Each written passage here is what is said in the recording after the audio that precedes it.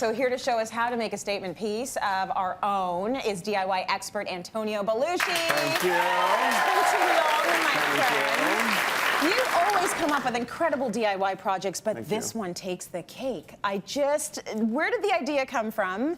Well, I wanted a large piece of art to fill a wall, and I didn't really want to break the bank. So I thought, you know what, why not use a shower curtain? Because you can get shower curtains with like beautiful pictures on them, prints or colors or patterns. So I thought, you know, it's going to be an inexpensive way to fill a wall. I want to know where you buy your shower curtains because I would like one that looks like that. Exactly. Okay, so show us how the whole thing starts. So what you do need to do is you need to get some stretcher pieces to create your own frame to stretch over the shower curtain. So when you're going shopping, you're going to see stretcher bars that are 1.5 inches thick, which is the one on my left, which is what you're going to need.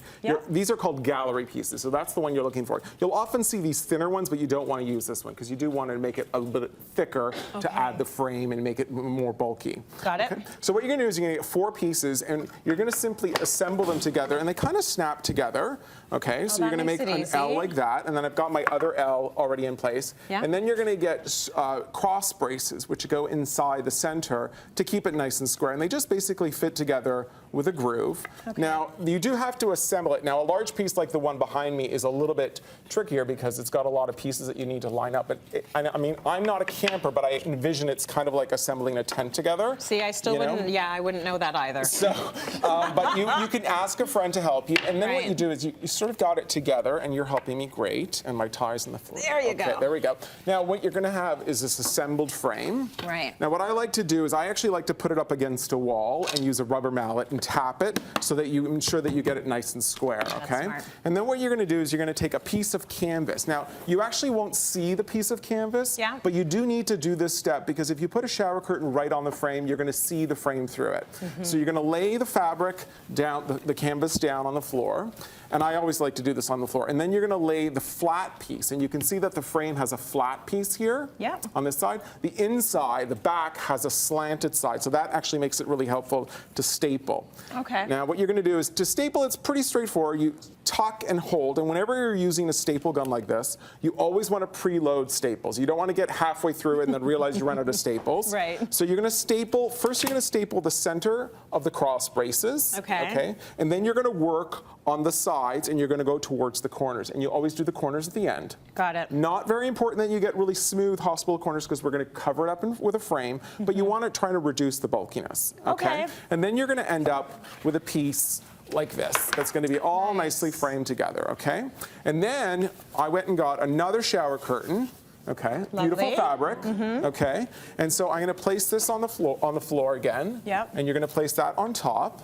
Now this step you're going to do very similarly like you did before, but this time what you're going to do whenever you staple is you're going to take a small piece of cardboard, and where you're going to plan to staple is you're going to put this on top of the fabric. And the reason you're doing this step here is because the fabric or the shower curtain could be kind of thin, and when you use the action of a staple gun, it could tear the fabric or catch it. So you don't want to ruin that and have like a loose part in your frame. And you're going to do the same thing, you're going to repeat it all the way around. So that reinforces it. Yes, exactly. Okay, so it's not going to rip through. Now just imagine this is all nice and stapled. And you definitely want to iron your piece before you put it on. You don't want to do this and then realize you've got a crease. Okay. Now, it's really about adding the finishing touch to make it look like an expensive piece of artwork. You want to frame it. So if you could just hold that there for me.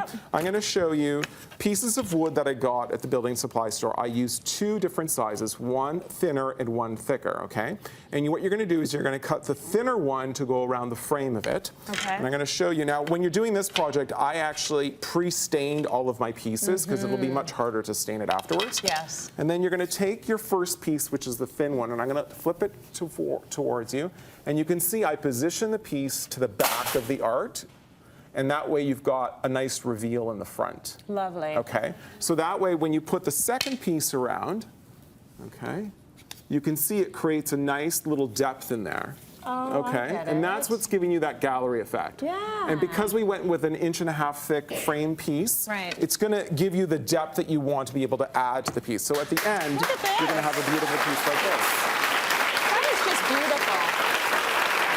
That all starts with the fabric or the shower curtain that you use. Now, all of the instructions for Antonio's project will be found on our website, that's cityline.tv. It's so good.